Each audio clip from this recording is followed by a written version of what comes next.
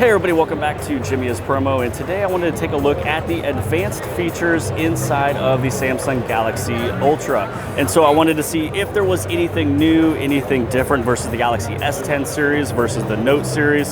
So let's move on down over into the advanced features, but I do want to give a big shout out to the sponsor of this video today, which is Scooch Case. They sent off the case for the Galaxy S20 Ultra and the S20 Plus. This one is the case I'm using right now on my Galaxy Note 10 Plus at this moment. I love the fact you can take away that little wing tip right over here that you can charge this device and others.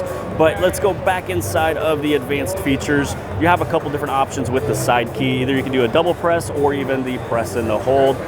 With the double press, you can have the options of the quick camera launch, open Bixby, or open a different application. For the press and hold, you have wake, Bixby, and the power off menu. So far, pretty much the exact same from before with the other devices. You still have your Bixby routines, and this one right here is the call-in text on other devices. So if you have another tablet, let's say you have the Galaxy Tab S6, or if you have the Tab S5e, you'd be able to do call-in text on other devices. So I'd be able to answer, receive, and send text messages and calls on my tablet. You can link to Windows, so you can connect this to your computer, and then this way you can be able to view messages and check out everything, even the screen of your phone on the computer. You have your smart pop-up view if you want to have a small little window popping up.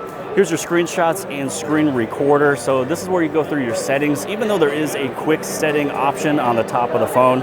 Here is your direct share, which direct share is something that you'd be able to send over to all of your contacts. So when you hit on the share button, you would have all that little list of people, text messages, Facebook, things like that.